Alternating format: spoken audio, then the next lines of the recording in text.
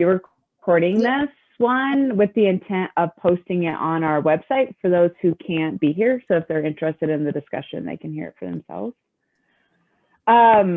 So we can go ahead and do some just quick introductions. So, you know, we're in the process of updating Volume 3, Chapter 4, and green roofs is currently one of our fact sheets, T4, that will be updated as part of this update. There's a lot of updates. And so I'm Morgan Lynch with the Mile High Flood District. I'm technically managing this project, but of course we have Holly Pisa on the call who's heavily involved, and Brick as well.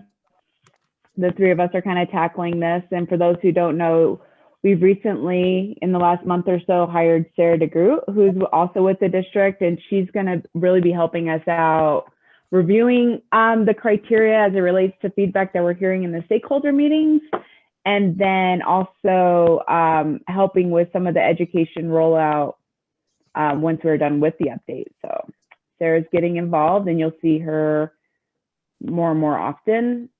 And then we also have Brightwater engineers on the call. Jane Clary is updating this particular fact sheet, and then Andrew Earls as well is also joining. All right, and so with that, I guess, Holly, you know, one of the things that's probably on a lot of people's minds, definitely on mine, is since the fact sheet came out a little while ago, Denver has adopted a new green roof policy, and thought maybe you might give everybody an update on that and where that stands and that information. Yeah, I was just going to talk a little bit about what's in the criteria manual right now, and then you know, we have some people on this call that have been a part of every stakeholder meeting. Thank you. And we also have some new faces that were invited specific to this topic.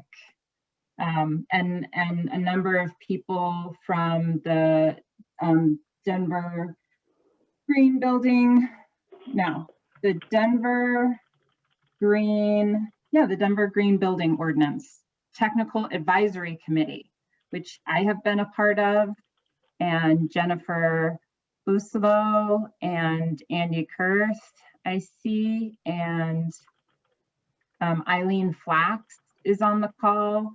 Anyone else? If I missed you, please speak up. Okay. So we have some really great experience on the call today. And for those of you that haven't looked at our criteria in a little while, when we did this, what's the date on this? In 2010, some of those same names were involved. And in addition to a team of others, and what we have right now in the criteria is really focused on the stormwater aspect of green roofs. So green roofs are very much a multidiscipline team effort, and there's no way that we could put into the manual everything that you really need to have and keep in mind during design and construction of green roofs. But it focuses on the stormwater component of that, and what it does is it basically says, and this is based on some of the data that we saw at the EPA building downtown, is that what we found in that location where you have a tray system that's very shallow is that it was really pretty much able to, we saw no runoff during a WQCV event. So for the event that we're trying to treat water quality, we saw no runoff. And what that allowed us to do in the criteria manual was to say that you can basically subtract that area is to some extent considered pervious, and you can subtract that from your WQCV requirement. And so that provides some incentive for green roofs in our region. And then I just thought I would touch a little bit on, and I'm going to share my screen for this one. I don't know if Brick, you have yours showing. I can pull this up. In case anyone's curious what we've seen on the Green Building Ordinance Technical Advisory Committee and as a result of that ordinance. And just a little really brief background on that. You know, that started as a green roof initiative on the ballot. And it wasn't written very well for Colorado. And what it turned into was, well, the intent of this is really to kind of move the needle in Denver and address a number of issues. And so Denver, working through a committee, including the person that wrote that initiative and ballot measure, put together the green building ordinance. And so it went from a green roof ordinance to a green building ordinance. And so you have all of these different options when you're re-roofing an existing building or building a new building. And one of the things that we were recently looking at, I'll share my screen now. Whoops. Is just how well that has incentivized green roofs. And so this is just a summary of existing buildings and what option builders have chosen. And what you'll see, you see this, right? No, you don't see it yet. Okay, how about now? Yes. Okay. All right, so what you see for existing options, you know, this on-site green space is a combination of green roofs, or there's a at-grade green space option. And then there are other options for renewables on the building certification, which is like a LEED certification or similar, improvements to energy consumption, and or a fee in lieu, pay into the Green Building Fund. And to some extent, there's cool roof requirements for all of them. But you can see that so far, the ordinance has really promoted a lot of good efforts as far as reducing energy consumption, and even on the new building side, designing with above and beyond decreases in energy consumption. So it's not been tremendously effective at promoting green roofs in Colorado. And that's not to say that our criteria will do that, but I just thought that was something that everyone might kind of be interested in seeing as we start to talk about green roofs and also blue roofs in this meeting. Thanks, Holly. I mean, does anybody have any questions or? All right, and we'll just dive right in. So, you know, the goal of this stakeholder meeting really is to hear from those on the call, you know, not so much the team that's doing the update, but really kind of understand what some of the stakeholders are seeing as it relates to green roofs, any kind of suggestions, lessons learned that we can share. And so if you've participated in a stakeholder meeting before, this isn't new to you, but we use the Poll Everywhere software app website to kind of conduct a live poll to help kind of gear through to help kind of facilitate some discussion in this virtual setting. So right here on this screen is how to join. You can go to the website, pollev.com, and enter in that code MHFD303, or you can text if you'd rather use your phone, and you can text to 22333, enter, the code is text a code response, right? I guess I've never actually done it on the text, so let me know if you have issues. Kind of give everybody a second to log into that software. And what we do is you'll see results kind of live, real time. If you don't see your particular response flash up on the screen, it is still being recorded on the back end. We're able to kind of extract these results in a CSV or Excel file. So we will have everybody's responses, even if, like, you know, you might be a little late and don't see it come up on the screen. So there's a little bit delay, but we are capturing and recording everybody's responses. And then as we're going through and you see things, and Holly and I will kind of help, and Jane will help facilitate a discussion. But if you want to bring something up, please unmic, and let's do it. So I guess, Brick, I think I stopped seeing your screen share, but I know I was having some issues yesterday with that. But I know the first question will just be to introduce yourself to get everybody going.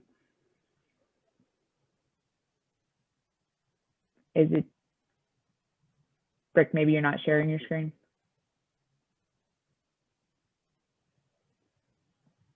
Maybe it's just me. Anybody else? No, I can't see the screen. I don't see it. Okay, I'm like, maybe you guys just like this on the recording. There we go. Morgan fumbling through technical difficulties. And so Real if time. you miss the sign-in information, it's still up there at the top banner. Yeah, and it will be on every slide too. So Are you if something seeing happens. duplicate? Are you seeing like a kind of mirrored image that's off-centered? No, it's larger than normal, but I'm seeing it. It's not mirrored. Okay. It's just, it does, I know what you're talking about because I had this problem with the custom one. Yeah. Now I'm seeing mirrored. Is it still mirrored? Not right now, but we kind of started over with the sign in. Do you want to, I know people are still kind of signing in. Yeah. But we can lock it and go to the next one to see if it is mirrored, if you want. Okay. Wow. I think you can go ahead and lock it. Most people probably entered their name.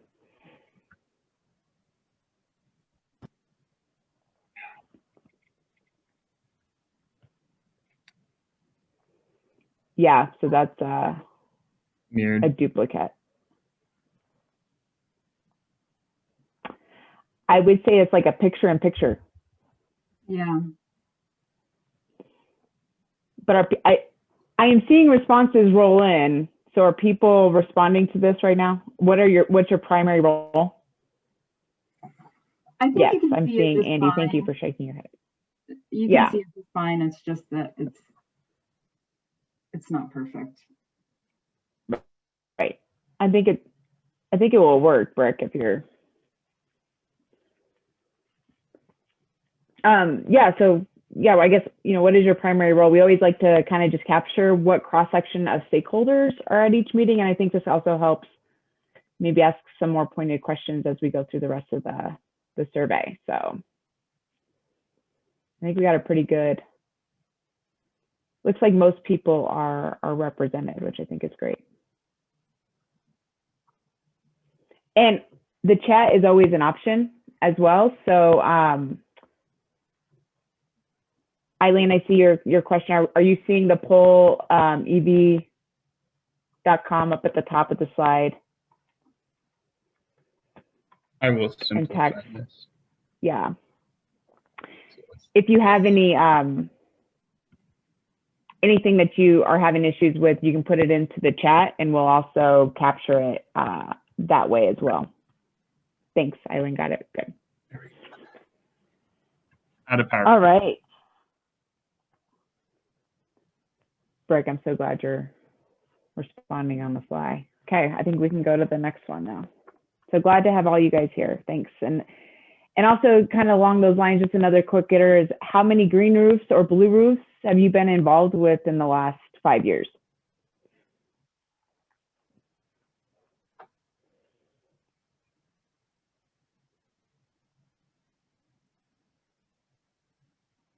Okay.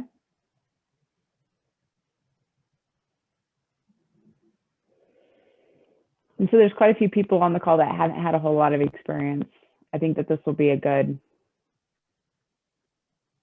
And so, you know, I'm thinking when I'm seeing that number as we're going through this and the education, the outreach we want to do after the criteria is updated, you know, anything that we can do to kind of help facilitate that, please keep that in mind with some of the responses, or if you have any ideas. But then we have a few people on the call that have been involved in quite a few, so that's great.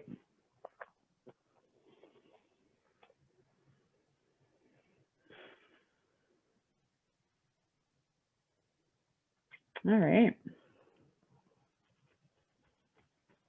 A lot or little?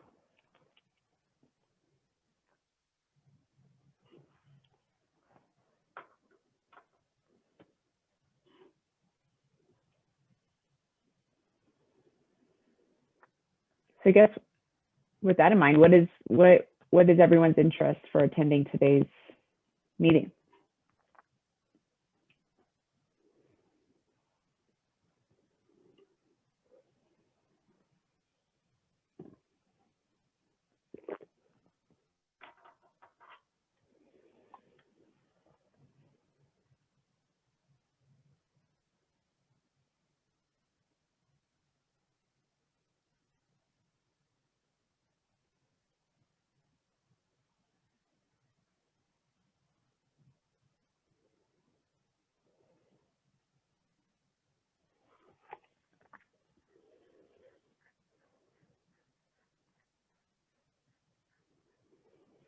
To update, opportunity to guide process, is that, does anybody want to elaborate on that one a little bit more? Shape the future is the, I can kind of maybe think, but I would love to hear from you guys. I feel those are kind of related. We may get to it a little bit more in the next set of questions. Okay, yeah.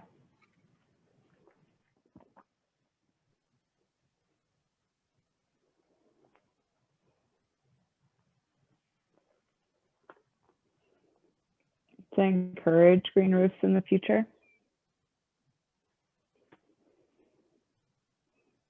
Yeah.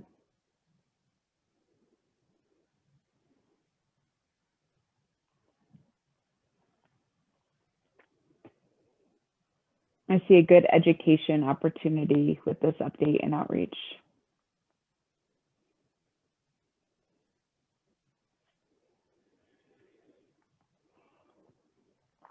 All right, Brick. We can probably get in. Then, yeah, to Brick's point, a lot of these questions will kind of get into the details of these a little bit.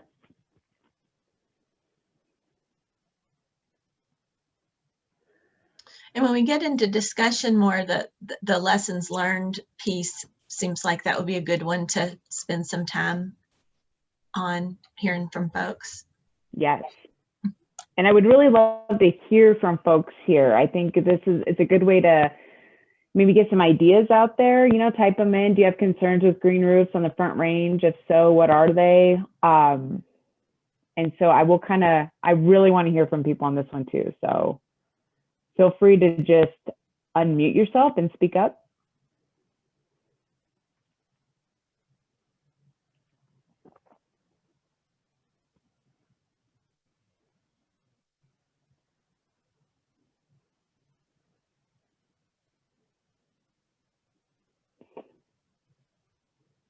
Irrigation requirements. Colorado is definitely a state that's going through some aridification. Does anybody want to speak to unrealistic expectations from clients? Yeah, that was me. Hey, Kathy. I am happy to add to that. So that is kind of a specific example. We were working with some clients that were based out of Texas, and they came to Colorado with the expectation that we would be getting a green roof similar to what they could get in Austin, and quickly realized that that wasn't going to happen. So their solution was trying to convince me to use plastic plants instead, which I know, I see your face, Jen, exactly. Um, so, I mean, there was a lot of discussion that had to happen with that to kind of educate them on what Colorado is actually like, so that their expectations could be managed a little bit better. Yeah, and I see a lot of comments around irrigation. I think that's probably playing into it a little bit. Yes. But I mean, the system that we were looking at was fully irrigated and everything was fine, but then the plants got brown in the winter and that was unacceptable. So I think that there's a lot of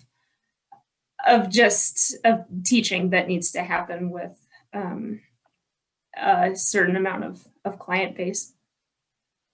I also saw something on misinformation. Does anyone want to speak to that? Yes, that was me, Holly. Surprise. I feel like as an educator, that's most of my job is dealing with misinformation that people bring to me on green roofs. So, you know, from things like green roofs leak more, which they don't, to green roofs don't need irrigation, to green roofs don't need maintenance. These are living systems, and so treating them that way is really necessary.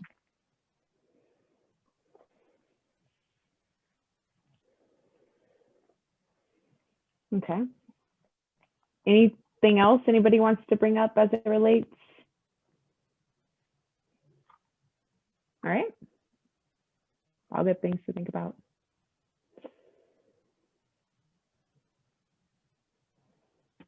Yeah, I think getting everybody's mental model wrapped around what a green roof is in Colorado versus like what a green roof is in New York, you know, that's a challenge.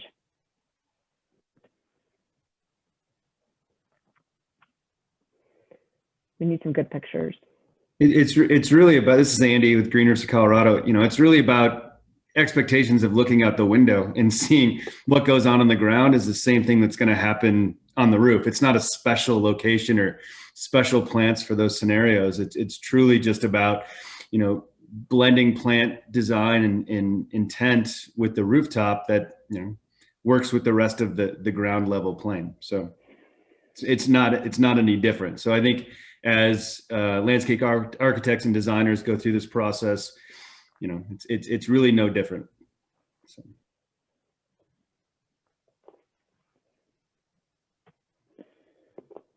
All right.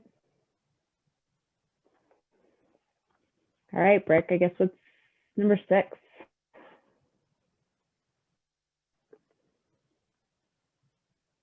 Oh, what is one thing you've learned about green roofs or blue roofs or water capture in the last 5 years? And we kind of put this water capture and reuse, kind of curious if, you know, we saw irrigation pop up a lot on question number 5. Has anybody had any success with rainwater harvesting on green roofs?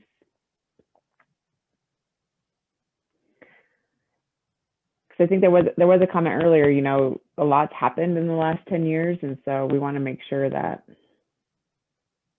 this update captures some of that.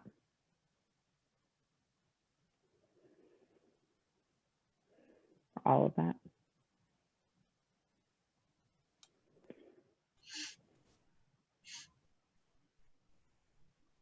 And I would add, Sybil, I think you're on the phone.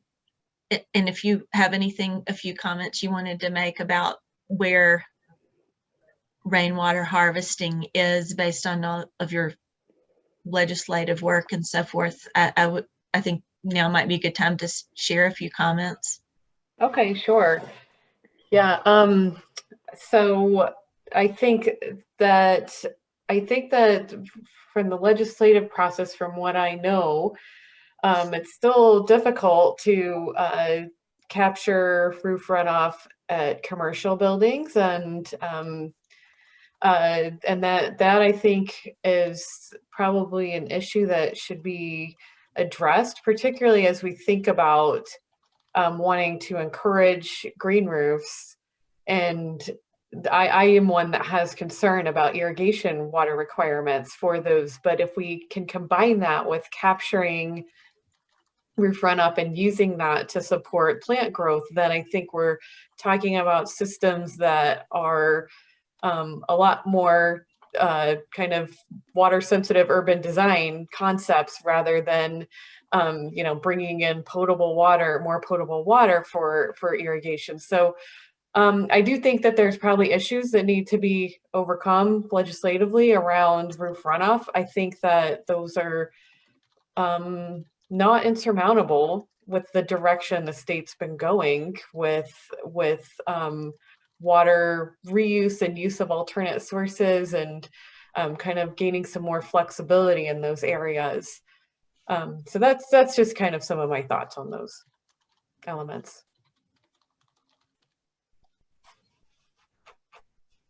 I see some success with getting, one of the comments alludes to that you can get low water green roof in Colorado. I don't know if anybody wants to elaborate on that or share their experience. Sure. So Morgan, that was me again, Jen from CSU.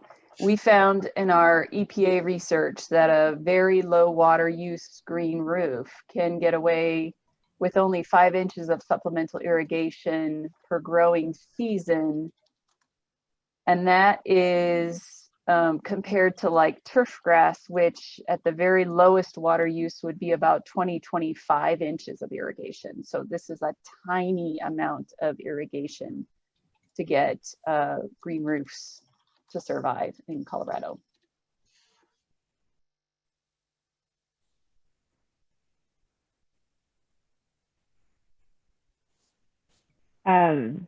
There's a perception question here. I think, you know, that they're easier, cheaper, but they're actually more difficult to maintain. We'll probably, I think we get into this a little bit more, but I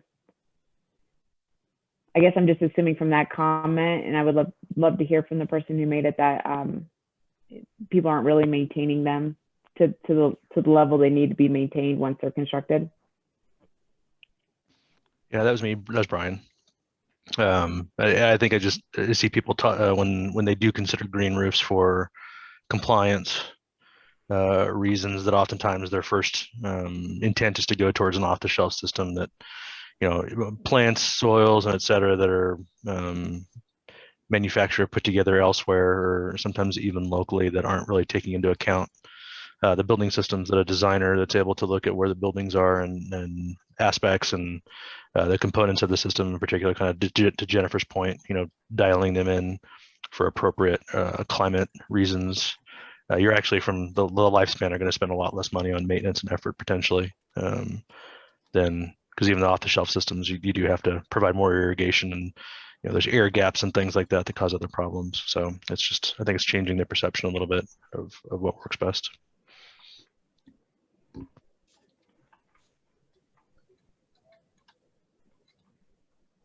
Okay. So is the top one comment there sort of like a microclimate kind of comment related to different types of plants in different parts of the roof? Yes, that was me again. Yep, that was my thought. Mm-hmm. Mm-hmm. Yeah, this is Andy. Kind of every roof does, you know, it's a very specialty climate, and it has to be taken into account for the design going into it. You know, one side of the building gets rain, the other side doesn't. You know, and I think with technology and irrigation, you're seeing the ability to do moisture rates of soils and green roof medias. And I think that's going to better inform the users on how to, you know, treat certain areas effectively and have different plant palettes for different style areas. You know, shading in the afternoon from one side of the building, or if it's in a courtyard, or if it has windows all around it. There's all these different design considerations that you do need to understand. So that's a very important point. And I think one other thing to add to that, it's easier to say it than probably to type it out. But one of the results, I think, of the the way the green building ordinance, I hesitate to call it a green building ordinance, shook out, was this perception of or design characteristic, these postage stamp green roofs, where you have large green roofs, but they want to design in these little tiny chunks of green roof that, yeah, it's, I don't know how to say it, but you know, a framework or an idea here that really a whole roof should be considered as a system, and that that if you're going to go down the road of utilizing a green roof, it really should be the whole roof. The whole roof needs to be designed, because if one little postage stamp on a 50,000 square foot roof has got 5,000 square feet of green roof, it's just not going to survive very well. But I don't know how to say that easily. No, that makes sense. Rick, can you scroll through some more of the comments?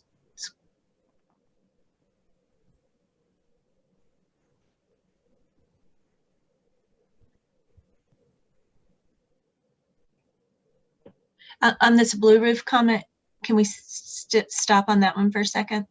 And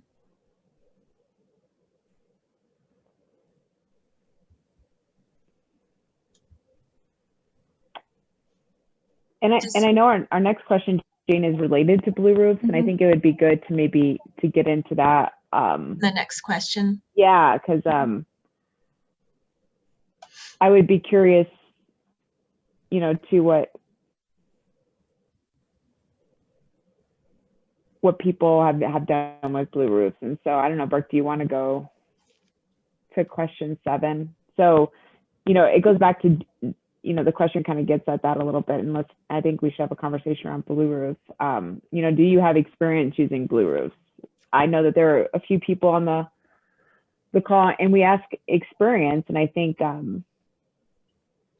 also would just love, I mean, should we does everybody on the call know what a blue roof is? There were a few people that haven't had the opportunity to, that didn't have much experience with blue roofs. I think it makes sense to just go through that explanation. Yeah, I think, Jane, do you want to just kind of let everybody know what a blue roof is, so we're all kind of talking about the same thing moving forward? Yeah, I mean, essentially a blue roof would provide temporary storage on top of the roof on the stormwater side, water quality capture volume that's then slowly released, but just without the plants that you'd have on a green roof.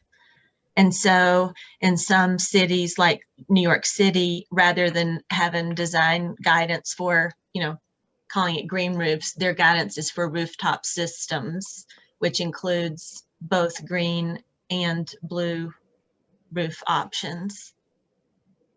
And so it gets away from the vegetation component. Yeah, and so, yeah, and I think that's a really interesting idea. And to your point on question 6, where there were some comments about integrating the two, I mean, do we want to talk about that now? Like, what have been some success there, or some challenges, or where have we been successful in Colorado in the last few years as far as implementing blue roofs? Is that kind of what you wanted to get at, Jane, with number 6? I was just kind of curious, like, who had experience with them on the call. Yeah, I would be interested in hearing who on the call has experience with them.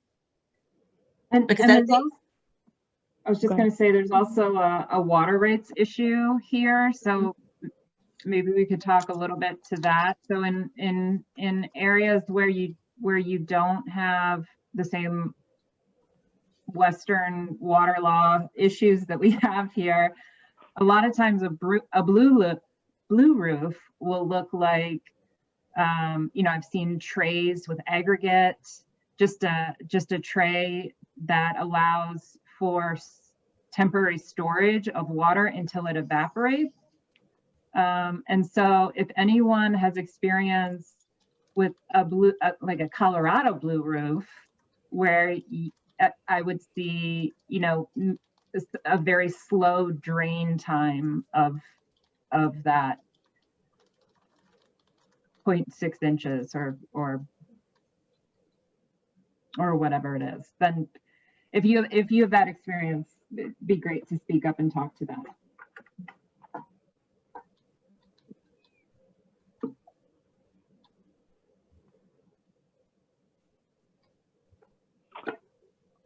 or even successfully integrating the two, the green roof and blue roof?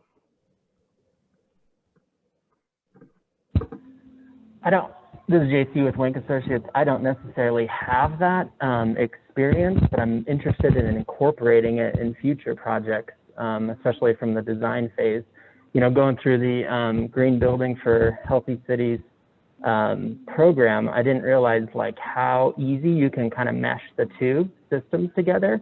And really it was just, you know, with the drain detail of incorporating, you know, adding a riser with, you know, your perforated holes for release time and everything, that you're just increasing an aggregate base course on top of the roof, and then you can still have the green roof components above that. So I think it's an interesting, and I don't know, I'd like to do it on some projects here where we're challenged with space, and this could be, you know, roofs are usually big on projects. So I think it's a great opportunity. Yeah, and I see Jen put a comment in the chat about maybe incorporating this design at the National Western Center. So is that a for sure thing? I've been kind of curious. Is that just kind of in the works at the moment? That's how it's designed, and the building is under construction. We haven't had the bid process yet, where I'm finding out actually right now when that's going to go to bid, because there's a couple of systems I'd like to try on the market. Great. And so will that have rainwater harvesting sort of mixed in with that system too, or not?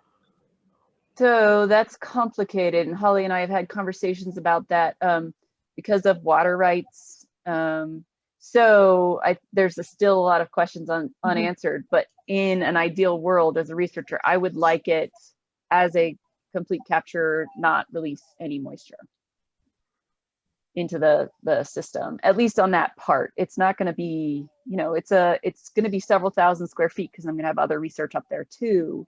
But yeah, that's the idea, is to capture. Great.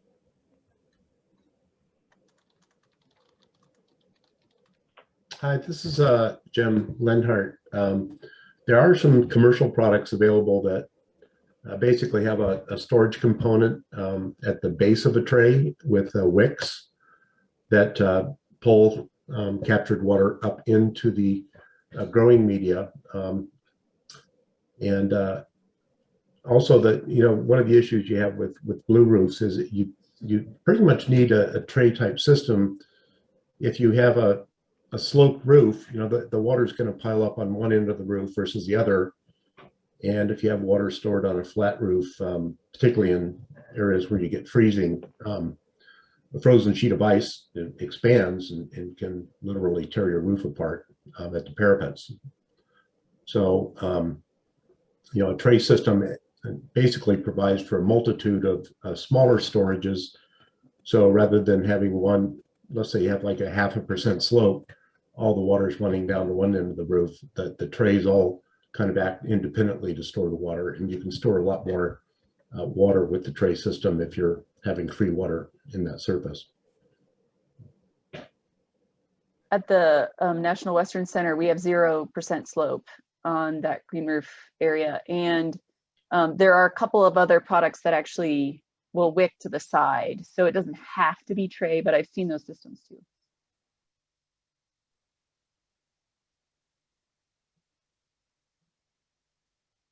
That's a really valid point. I think with the single slope application, what you do see on most large scale roofs though are kind of cricket designs and different slope angles so that you can have multiple different drains interior of a building. So on commercial buildings, you'll have a multitude of drains and all flowing actually not towards the parapet, but actually towards penetration points within the roof to kind of control that water. So you could have multiple different tools and levers to be able to shut certain drains off at certain times so you can create control points and letting water off certain areas and in other areas, especially in times of freezing.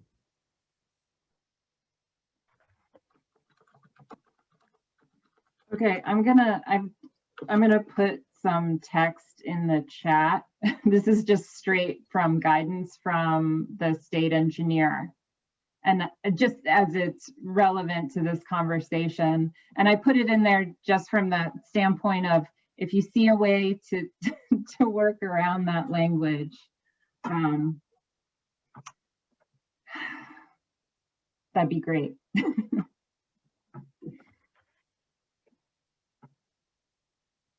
Can you Well- post that language again?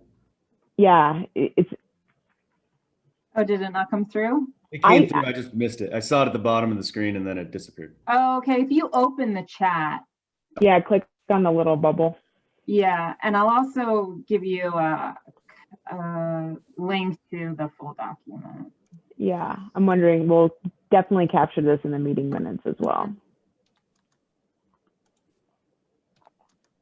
And I think this, I guess, well, this kind of goes back to something, to maybe some of the legislation that you were referring to earlier. Is I'm not up on all of the stuff that is going on, you know, as it relates to the Colorado Water Plan and trying to eliminate some of these hurdles as it comes to reuse and things, but I should be. I'm interested in all of it, but.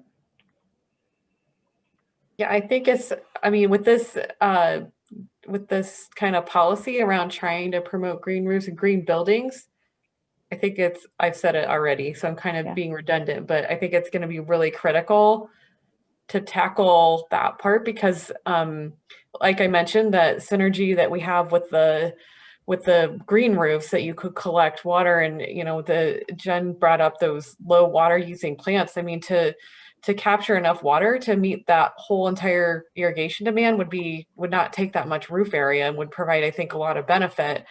And then, you know, then we have also the water use could be year round if we could use the water for toilet flushing in the building or something like that. So as we're trying to promote green buildings, to not have the ability to be able to use the roof runoff is a real limitation, I think. Yeah, and there's not any legislation currently going on, I think. Right. Right. Okay.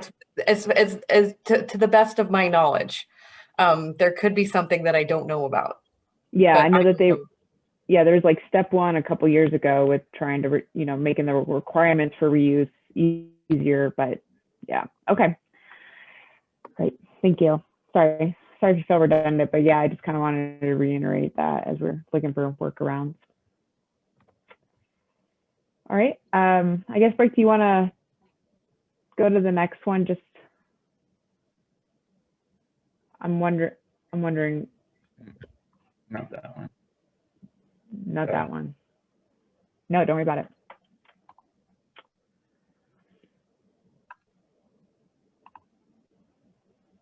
Yeah. You guys can kind of see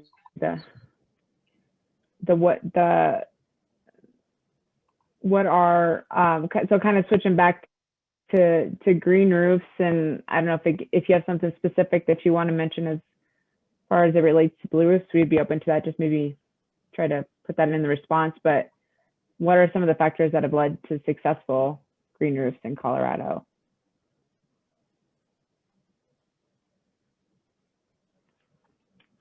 Tips for success.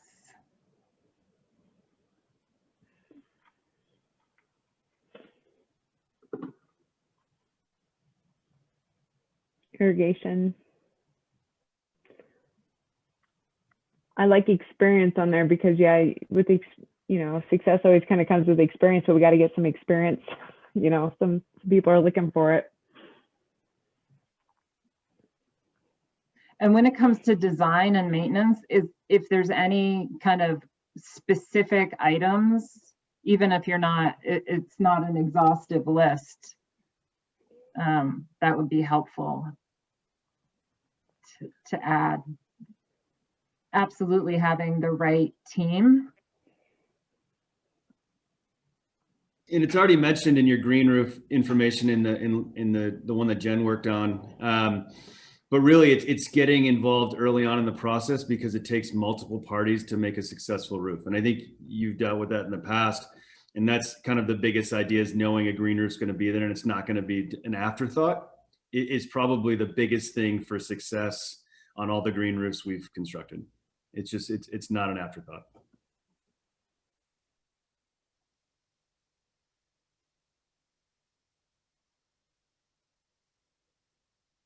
It's good.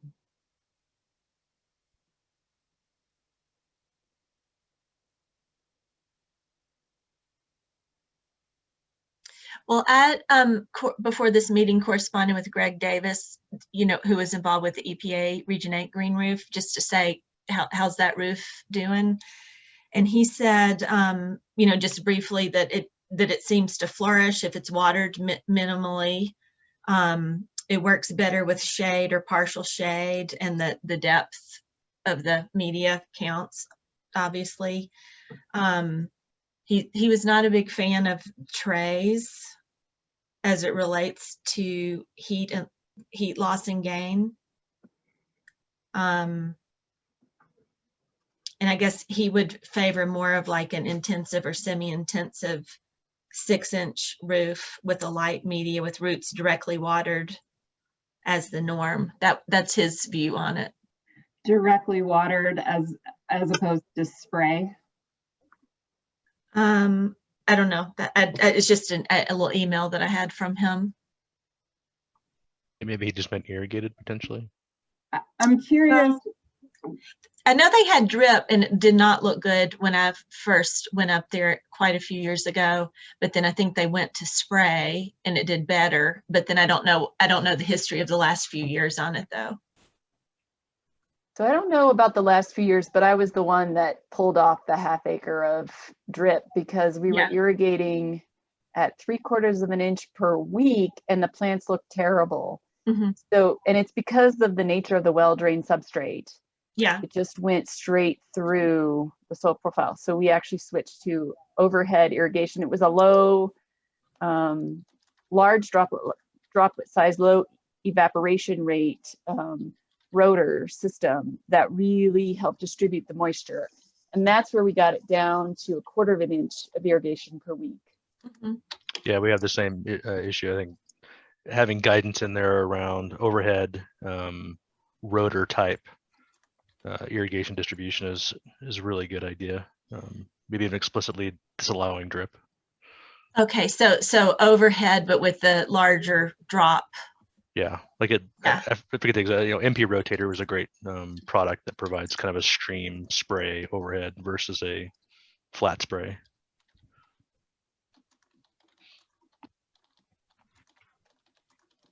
And a lot of that goes to intelligent use, timing of it, wind patterns, everything else going into that process, because drips work when they're done intelligently and thoughtfully.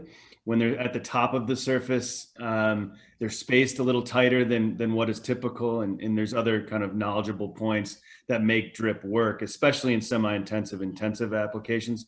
But really, as Jen mentioned, in the short depths of 4-5 inches, you have a very hard time getting moisture spread unless you're using alternatives with different fabrics, capillary fabrics and other things within the surface that allows for that water to spread out a little better.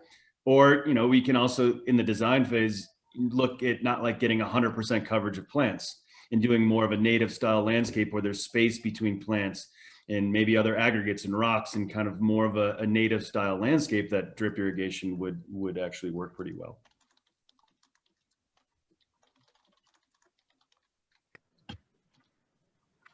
Great. I think for interest of time, we're just going to kind of go quickly through the maybe next ones, because I really kind of want to get into some discussion about our current criteria and what can be updated. And so we can go ahead and go to the next question. Some of the challenges, we've kind of talked a little bit about lessons learned, but if there's something explicitly you want to mention, I would love to hear it or document. Irrigation, perception, have all definitely come through. Maintenance.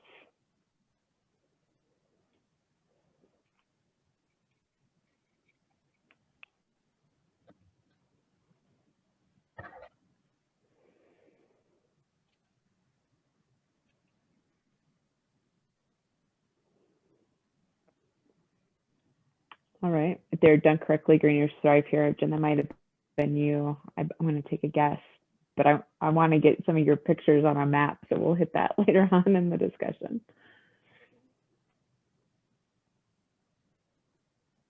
All right. I guess, Brooke, do you want to go to the next one too? Like I said, I kind of want to get to more of these discussions, and I want to be respectful of everyone's time. Our last fact sheet was a lot of literature review, and I don't doubt that this update's going to go through that effort again. And so if there's any existing resources or references regarding green roofs in the Front Range, we can capture that here. You can also always email Holly or I, and we'll make sure we get that information to the team as well. But we kind of just wanted to ask explicitly, is there something that you want us to know about, that you feel has been a great resource to you, that others might benefit from knowing about?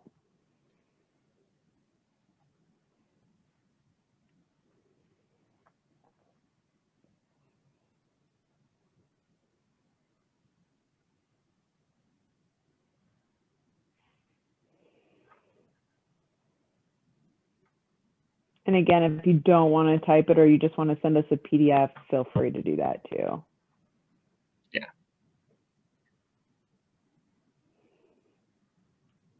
Although if you want to give us your professional citation, we would take that. There it is. Sorry, that's only actually half. I just hit enter accidentally. That's okay, Jen. We'll get it from you. There's one with a lot of plants too. I love it. Yep. I love it. I know. I was thinking when we put that up there, I was like, I bet somebody's got their citation ready to go. So I think, David, this is something that I definitely like the top one there. Yeah. So yeah, that's for me. I'm open to having installed projects over the last 10 to 15 years.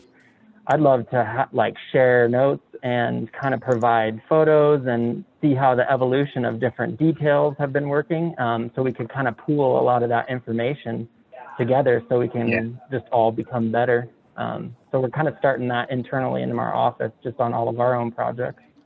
Nice. Great. Oh, that is, yeah. JC is what it is? Colwell? Yeah. Okay. Yeah, definitely to coordinate offline, because getting those pictures and other things like that, trying to crowdsource a kind of a regional community, even possibly statewide kind of BMP photo map is something that's going to come out of some of this effort as well. So I definitely want to follow up on that. And so on the Colorado-based references here, Jennifer, with a lot of these vineyards, are most of these focused on the plant palette and the growing media components of green roofs? Is that? Most are, yes, but there's some energy work and solar panel integration work and things like that.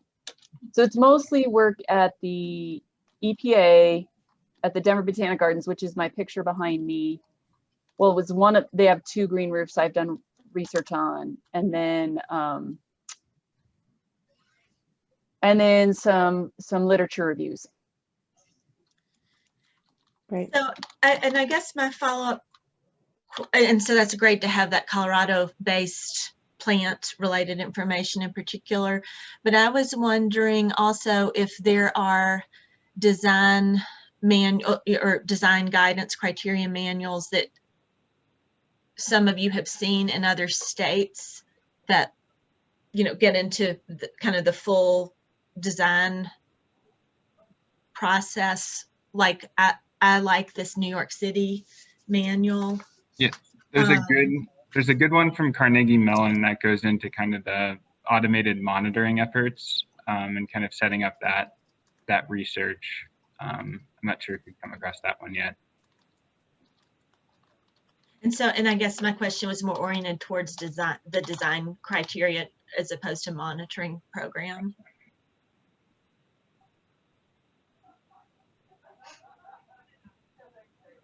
And Jane, we'll throw that out there. But yeah, if you think of anything or come across at any point, please pass that along. But I do want to kind of hit these next few questions too. But as you get information or want to share it, just email us. We have a form online too. So if you come across anything in the next couple weeks, next couple months, please pass it along. And so, yeah, I do kind of want to hit these next ones in the next 15 minutes. So should blue roofs be considered in the green roofs? Actually, we've kind of talked about them today. Right now, our fact sheet is strictly focused on green roofs.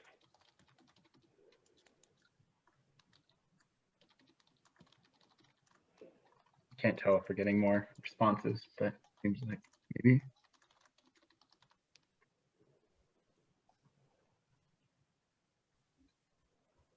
All right, I'm going to take that as a resounding yes. Yeah.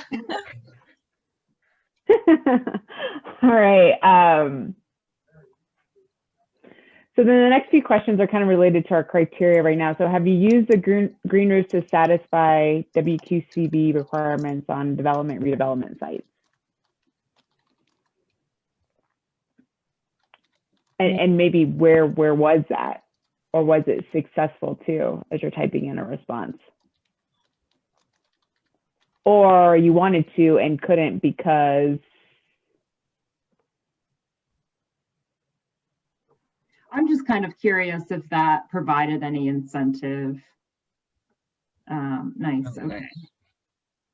Yeah. So yeah, and there may be go some of you that have put in green roofs, but maybe you don't know, or you didn't actually count for it in the WQCV requirements.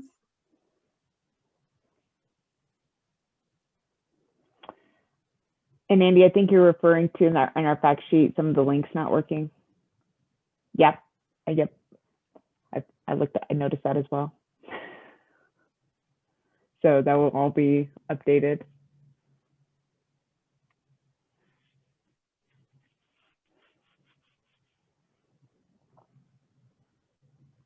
So there was some success of the taxi development, which is a great example. So then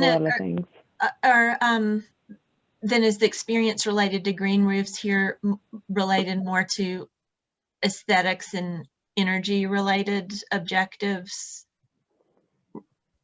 as opposed to meeting water quality requirement? Is that kind of what these responses mean? Yeah, it's always been, at least in the jobs that we've done, stormwater hasn't been the priority, especially not necessary for the green roof portion of it. And I don't know the background on why it's not, but most of the jobs that we look at, yeah, amenity spaces, energy efficiency, and also waterproof protection tends to be the biggest players for why we get green roofs built.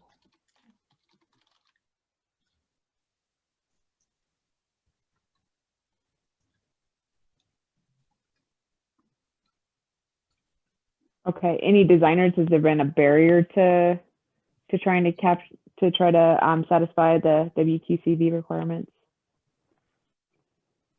This is JC.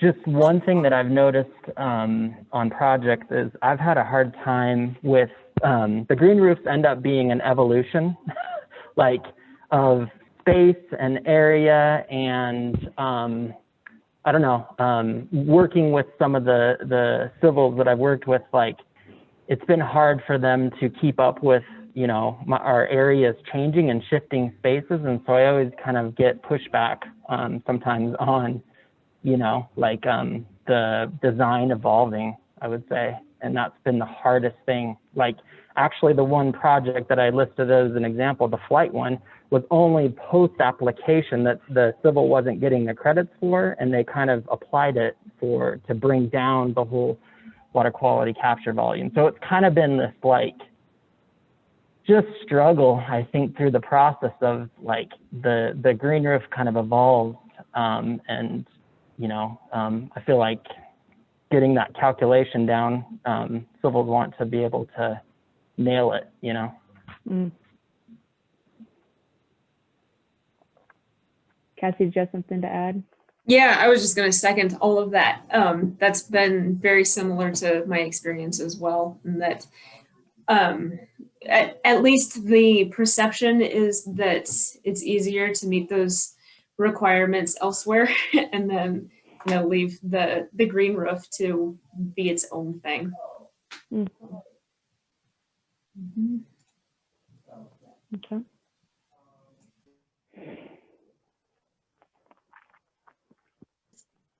I think we might be having some technical difficulties with the poll, but Brooke, if you're good with it, I might just verbally ask the next question, or do you want me to?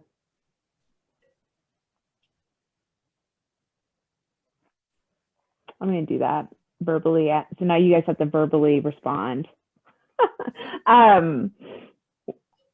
It might come up. What is missing in the current fact sheet? Like, what do you want us to add, or what would have been helpful as you're going through some of your processes, whether it's on the reviewer side, designer side?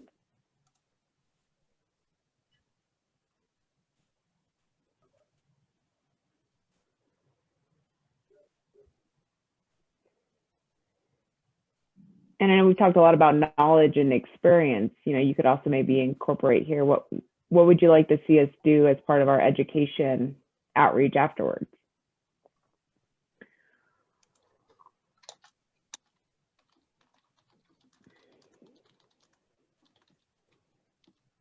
Can you email copies to the attention? I see that more local data. I should have also mentioned when I was talking about criteria in the EPA building that we have been monitoring the Denver Botanic Gardens green roof for several years. And it would be nice to incorporate some of the data we've collected there. Lessons learned. That would be really helpful. I think I talk about those data points in a lot of different discussions, and anytime you can have that local data, it's much more appreciated by the designers and people looking at these building tints, because they're always like, oh, that happened in New York, or that happened in Chicago, or that happened. No, we're having success here if you do these right. And I think that's a major component to kind of help with people's consternation of putting green roofs on their space. Right. Mm.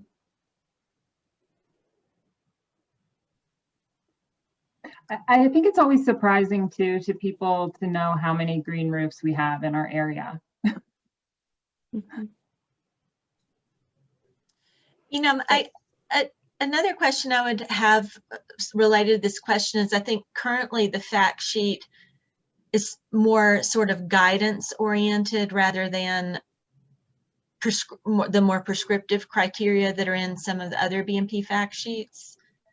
And I would be interested in whether this group likes sort of the flexibility of, like, here are the major concepts, but not a detailed design criteria, not as prescriptive. And so I think that would be a question that I would have, is keep it general or make them more prescriptive or defined.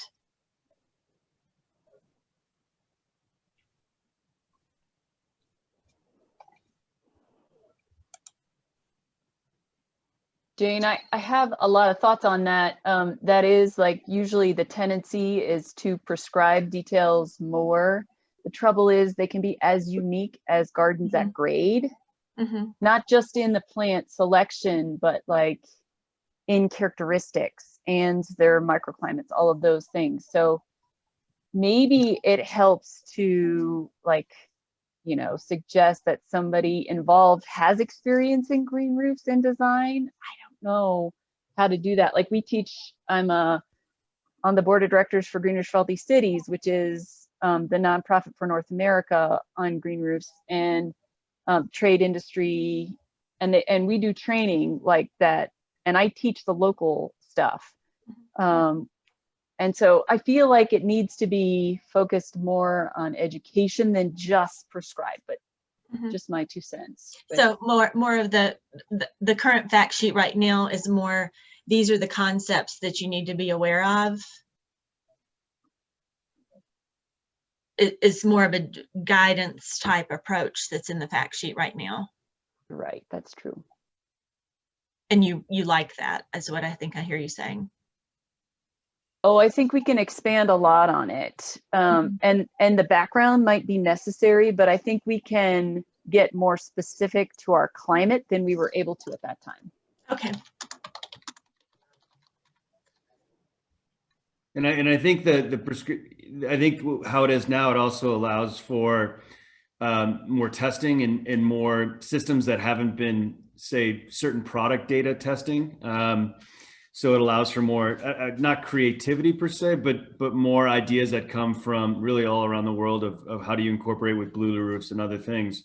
I think that information there, but when it's too prescriptive, I think it limits the capacity to do some of the building products that are available.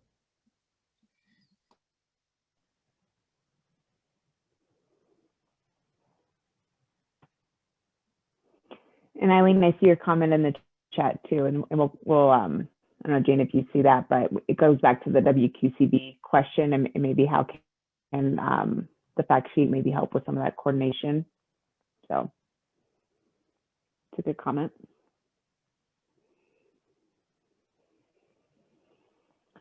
All right, Brooke, do you want to, we asked kind of what's missing, but, and I think it kind of gets to Jane's question a little bit, but what do you want to see in Eileen's comment? What do you want to see in the update on green roofs? I like, I don't know that it'll be in the update, but I like JC's comment about, sharing this information, because a lot of the comments I've seen today are related to knowledge and experience, and, how does this community get that if we're not all sharing, our experiences and our information? So it's a good thing for us to think about.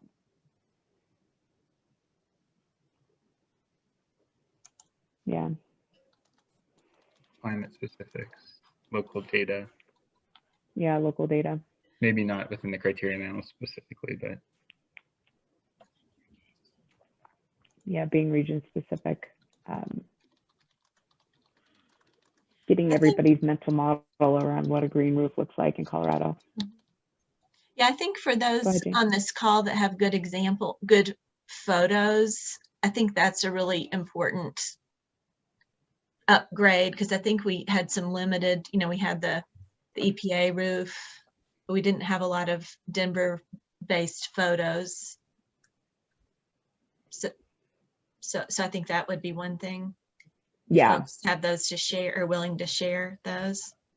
Well, and to Holly's point, a lot of people don't even realize maybe sometimes when they're standing on a green roof, and Brooke and I are on our website, we're trying to get some crowdsourcing photos just so people are aware, what's an innovative, what's worked, where is it, can I go look at it, and would love to get that information from this group. So we have like an interactive map on our website that's a link in your agenda, but if you don't even want to go through that effort, if you just email me or Brick and Holly, and we'll just tell us where it is and send a picture and we'll upload it. We don't want to make it complicated, but we do want to have examples for people to even go look at if it's an opportunity. Growing media.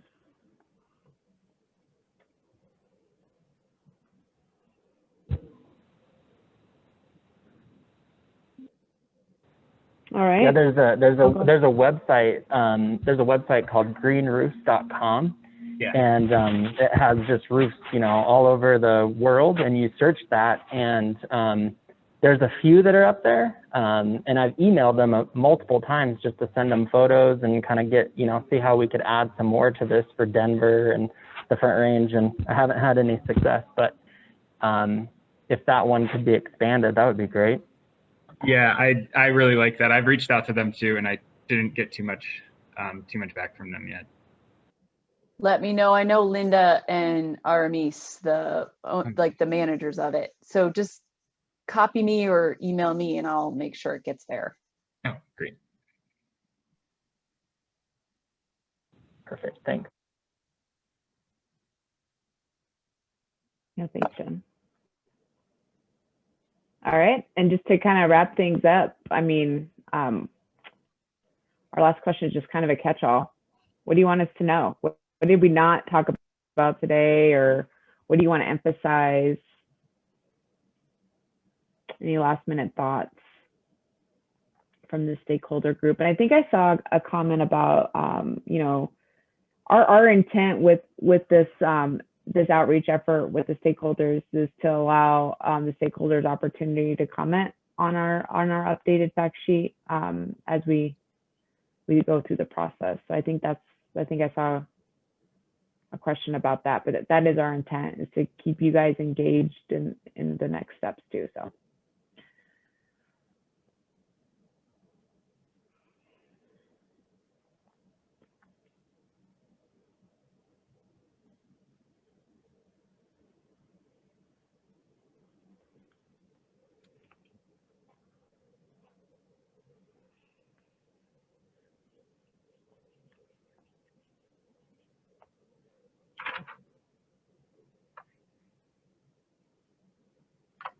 Yeah, green roofs.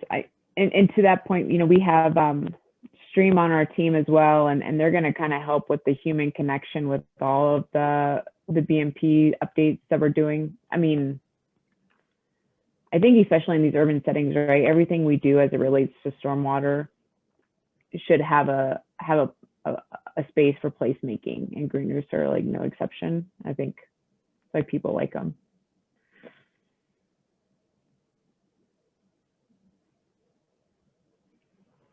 Well, great. I think we've gotten a lot of great feedback today, a lot of good discussion. I appreciate everybody taking the time, and you may be asking, like, you know, what are we going to do with this information? And so, Jane, if you kind of want to just kind of give us, and you can, you know, keep adding or whatever, we'll catch on the back end. But I don't know, Jane, if you want to just take like the next 10 minutes or so and just kind of summarize what we heard and maybe what we're going to be thinking about moving forward as we update T4.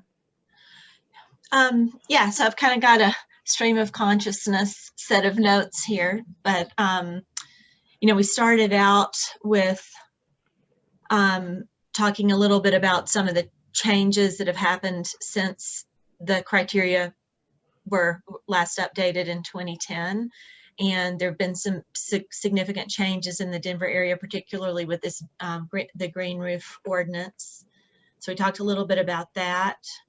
Some of the reasons folks are interested in this, there's interest in sharing lessons learned, and generally a perspective of wanting to encourage more green roof usage.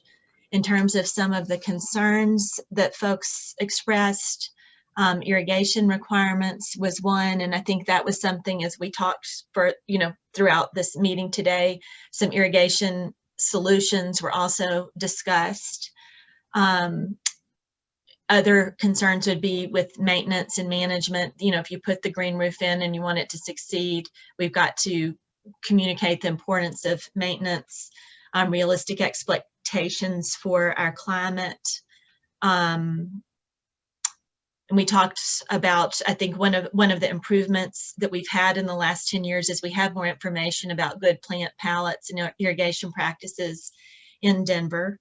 We also talked about, Sybil talked about, you know, ideally being able to integrate rainwater harvesting in with that irrigation component.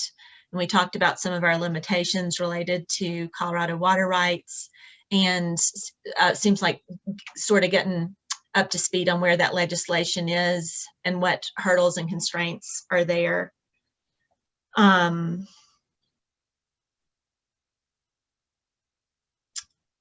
We talked about microclimates and roof design, and needing the importance of having flexibility in design so that the designs are unique and account for these microclimates and features.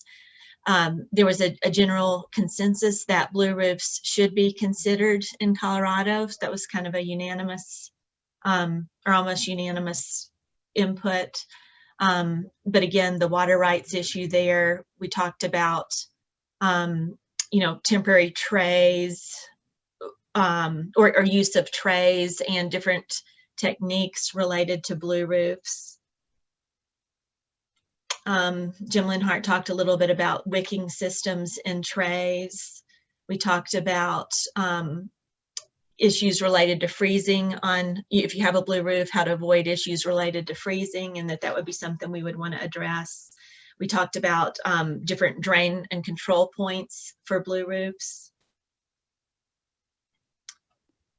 Some of the steps for success are more experience, the irrigation piece, importance of access for maintenance of visual inspection, getting involved early, that these aren't great for, you know, putting in at the last minute. So we talked also about irrigation design and the benefits of spray versus large droplet spray versus drip. And then Jim Linhart also had a comment about some health considerations there as well. Challenges, making sure the owner understands maintenance requirements. We talked about some resources related to plant palettes, the desire to have more photos in the Colorado area of what do the green roofs really look like in our climate.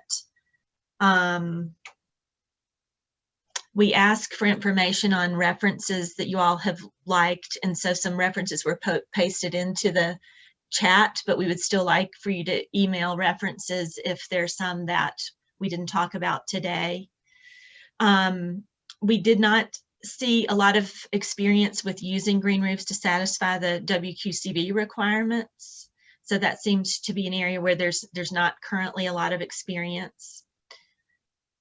And a lot of the green roofs that have been implemented are really sort of more multi-objective in terms of spaces to congregate or aesthetics and waterproof protection or climate-related benefits or energy-related benefits.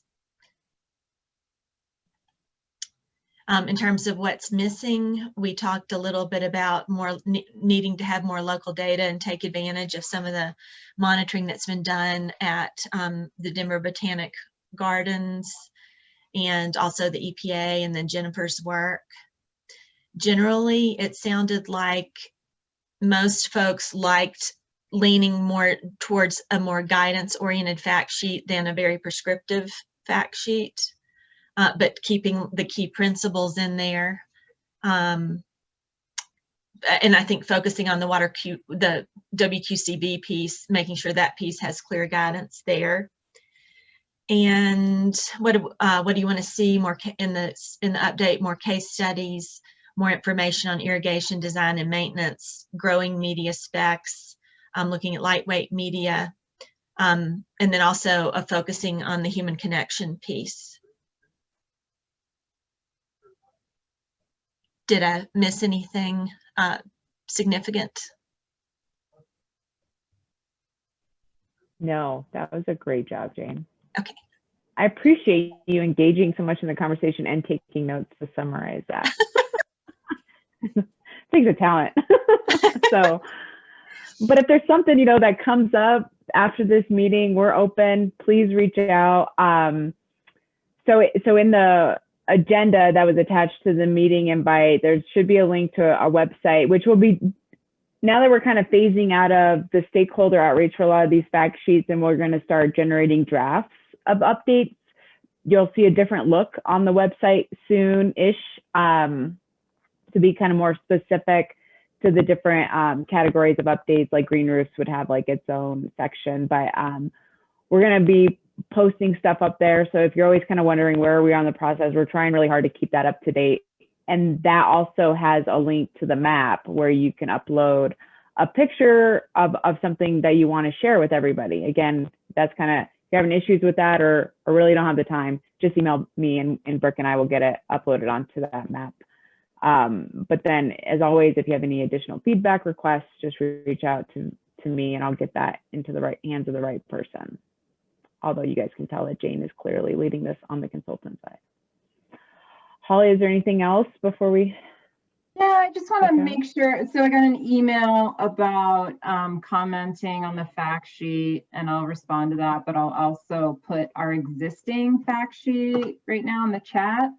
And then when we do have a draft of this fact sheet, we will send it out to the stakeholder list. And so I guess my question is for the people that we have invited, taking a moment to invite, do we have them on the stakeholder list? That is a great point, Holly. I think what I'm going to do, because there were quite a few people that got forwarded this invite because I didn't have them originally on the stakeholder list when that was generated, like, I don't know if it's almost a year ago now. So if you were on this invite and accepted, I will add you to the stakeholder list.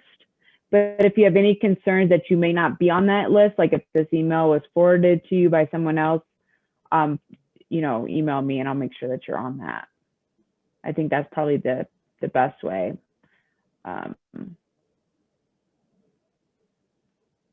Yeah. We'll figure it out. We can also compare it to the attendance, the introduction. Right. That's what I was kind of thinking. Yeah, that's tricky.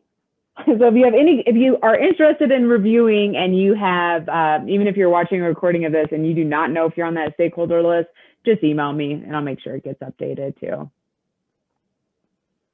Yeah, Morgan, I'll, as I go back through the list, I'll make sure that people's names are on that list as well. Yeah. And the intent too is to post a draft of the fact sheet on the website.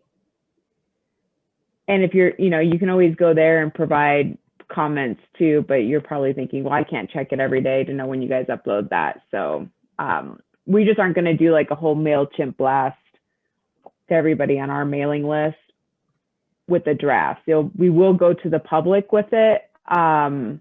But we kind of wanted to go through a couple rounds of iterations before we do that.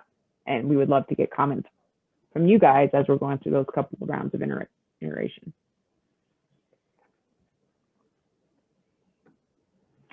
All right, well, if you have any questions or concerns about the process, please reach out to me and we can have a discussion about it. But again, thanks for taking 90 minutes out of the day to provide this feedback. It's super useful. This is one where a lot's happened in the last 10 years and we want to just make sure it all gets rolled in. So thank you. Thanks, guys. Thank you. Thank you.